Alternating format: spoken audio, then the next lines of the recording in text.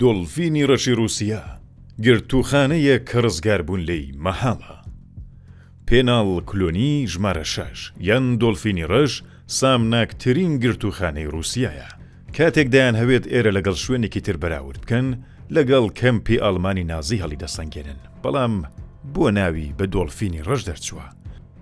سڵاوڕێز کات باش هاوڕێ خۆشەویستن، ئەمن سمکۆ جەهانگیریم و ئێرە ستدیۆی بڵینگۆیە لەگەڵم بە بۆ بیستنی بابەتێکی تایبەتی دیکە لە بڵینگۆ. بەر لەوەی دەست پێ بکەم تکایە کاناڵەکەمان سابسکرایب بکە و زەنگوڵەکەش هەڵکە با لە بابەت و پۆستەکانی دواترمان ئاگادار بی. گرتوخانەکە بەردەرگایەکی زۆر جوانی هەیە و پەیکەرێکی دۆڵفینی ڕەش لەوێ دامەزراوە. هیچ دیار نییە لە ژوورەوە چ ڕوو دەدات. ژوور گرتوخانەکە بێدەنگی و هێمنایەتیەکی تایبەتی بەخۆیەوە گرتووە. کاتێک دەچیتە ناوی هیچ دەنگێک نابیستی و هیچ ڕەنگێک نابینی. بێدەنگی هەموو شوێنێکی داگرتووە، چونکە هەر بەندکراو لە ژوورێکدایە کە تەواو داخراوە. بەڵام یاساوا بوو کە هەر بەندکراو دەتوانێت ڕۆژی جارێک هەتاو ببینێت. ئێستا چۆنا و چۆن دەچن هەتاو دەبینن. بۆ ئەم کارە دەستی بەندکراو لە پشتەوە دەبەستن و چاویان دەگرن و پاسەوانێکیش باتومی بەدەستە و لە پشتەوە ڕادەڵێت بڕۆ. دەهەمی چرکە وچانی زیادی لێدان بە باتومی بەدواوەیە. ئەگەر مەحتەلی بکات دەیگوێزنەوە بۆ بەندی خۆی و ئیتر هەتاو نابینێ. دەڵێن لە 20 ساڵی ڕابردوودا 2700 کەس لەو گرتوخانەیە کوژراون، نەک بەدەست تاوانبارانی دیکەوە، بەڵکو بەدەست پاسەوانەکان یان لەژێر ئەشکەنجەدا. ئەو ژمارەیە سەر بە خودی ڕێکخراوەکانی گرتوخانی رووسیایە. ڕەنگە زۆرتر لەوانش بێت. هیچ شوێنێک لەو گرتوخانەیە نادیار نییە و هەمووی لەژێر چاوەدێری کامێرەکاندایە. تەنانە دەگەر لەسەر ئاو دەستیش بی کامێرا دەیبینێ. کەوابوو ئەو کاتەی لە تاوانباران دەدەن دەبیندرێت، بەڵام هیچ کێشە نییە، چونگە لەسەرەوە ڕاڕێگە پێدراوە کە بە زەیان بە تاوانباران دانێت. هەر تاوانبار بڕیاری بەندی هەتاهەتایی هەیە و لەوەی کەمتر بێ ناینێرم بۆ ئێرە. دوای ئەوە هەر تاوانبار کە دەینێرم بۆ ئێرە دەبێ ماڵاوایی لە هەموو شتێک بکات، چونکە ئەگەر هاتوو مرد تەرمەکەشی ڕادەست ناکەنەوە. چوونە ناو ئەو گرتوخانەیە واتا مردن، چونگە سەردان و چاوپێکەوتن بوونی نییە. پێناڵ کلۆنی ژمارە 6 یەکێک لە کۆنترین گرتوخانەکانی رووسیا و تەنانەت ئوروپایە، چونکە ئێرە لە ساڵی 1745 دا کرایەوە. باسی تاوانبارەکانمان کرد کە بەندکراوی هەتاهەتاین و سامناکترین گرتوخانەی رووسیاش هەر ئێرەیە. ئێستا تاوانی ئەو بەندکراوانە چییە؟ مرۆڤخۆری، ئازاری سێکسی منداڵ، بکوژی زەنجیرەیی و تێرۆریستەکان. زۆرینەی بەندکراوەکان بەو 4 تاوانە گیراون. ئێرە 700 بەندکراوی لێ هەیە کە بەگشتی 3500 کەسیان کوشتووە. جا چ ئەو مرۆڤخۆر و مناڵبازە بێ، چ ئەو قاتڵ و تێرۆریستە. کەسانێک کە بە تاوانی مناڵازاری دەستنە و گرتوخانەیە لە هەمووان چارە ڕەشترن، چونکە زۆرتریان ئەشکەنجە دەکەن. بگرە لە تێرۆریستەکانیش زۆرتر.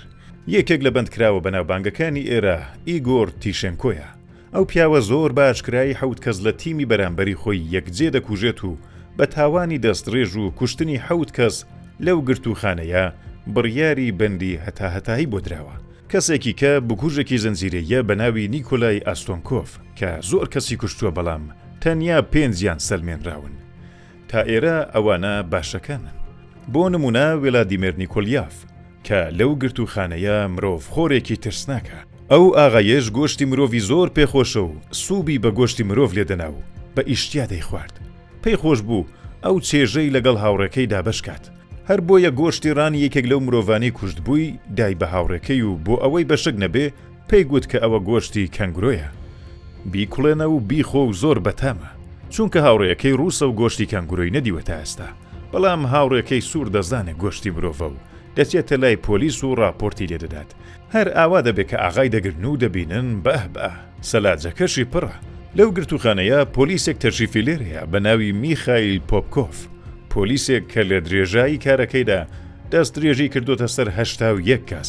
جیا لەوەش وازی لێ نەهێناون و هەر 81 کەسی کوشتووە. هەڵبەت ئەو ژمارە وتەی خۆیەتی. با بگەڕینەوە سەر بەندیخانەکە کە بەندکراو بیەوێت لە بەندەکە بێتە دەرەوە. تەنیا ڕێگایەکی هەیە و ئەویش دەرگاکەیە، بەڵام نەک دەرگایەک، بەڵکو 3 دەرگا کە بە دوای یەکدا دانراون. 2 دەرگای پۆڵاین و دەرگایەکی نەردەیی لە نێوانیاندایە. ئەو نێوانەش بۆ چاوگرتن و دەست بەستنەوەی بەندکراوەکانە. بەندکراوەکانی ئێرە هیچ هیوایەکی ڕزگاربوونیان نییە جگە لە مردن. تەنیا بە مردن ڕزگار دەبن کە ئەو کاتیش هەروە کوتمان تەرمەکانیشان ڕادەست ناکەنەوە. تاوانبارێک باش بێت و بە قسەی پاسەوانەکان بکات دەتوانێت ساڵانە 4 جار پەیوەندی تەلەفۆنی بگرێ، بەڵام دەبێت زۆر بەگوێ بێت. هەڵەیەکی بچووک بکات ئەو 4 پەیوەندێشی هەڵدەوەشێتەوە. هەر تاوانبار ئەگەر وەها باش بێت دەتوانێت ڕۆژانە نیو کاتژمێر بچێتە بەرهەتاو. بەڵام نایبن بۆ حەوشە، دەیبن بۆ هۆڵێکی گەورە کە لایەکی هۆڵەکە پەرێزێکی تووڕەوتاو لی تێدەپەڕێ. ئێرە 700 کەسی تاوانبار لێیە و هەر کەسەی بەندی تاکە کەسی خۆی هەیە و لەسەر دەرگاکەشی پیلاکێکی پێوەیە کە ناوی تاوانبار و تاوانەکەی لەسەر نووسراوە.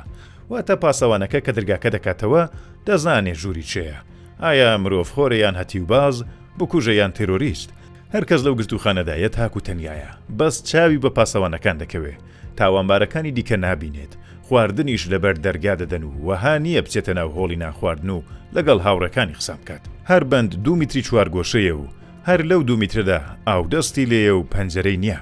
زۆر کەس بەمانگرتن لە ناخواردن خۆی کوشتووە، بەڵام بۆ کەس گرنگ نییە و کاتێک دەبینم مردووە تەرمەکەی دەبەن لە کوورەی ئاگری داوێن. گرتوخانەی بە دۆخی ناجۆر و نالەبار زۆرن، بەڵام دۆلفینی ڕەش بە دڵنیاییەوە لە پلەکانی یەکەمدایە هەڵبەت زۆر کەس وا ناڵێن و دەڵێن ئەوە خراپترین گرتوخانەی جیهانە، نە یەکێک لە خراپەکان. زۆربەی گرتوخانەکانی بەناوبانگی جیهان دۆخێکی باشیان هەیە لە چاو ئێرە. ئەوە بوو باسی یەکێک لە مەترسیدارترین گرتوخانەکانی جیهان. دیارە لە هەموو شوێنەکانی جیهان و لە هەموو وڵاتەکان ڕەنگە بوونی هەبێت گرتوخانەیەوە، بەڵام بە دڵنیایی گرتوخانەی دۆلفینی ڕەشی رووسیا یەکێک لە مەترسیدارترینیانە. بیر و ڕای خۆتانمان بۆ بنووسن و پێمان بڵێن چ پێویستێک هەیە کە حکوومەتەکان بەندی ئاوا مەترسیدار لە وڵاتەکانیان دادەمەسترێن.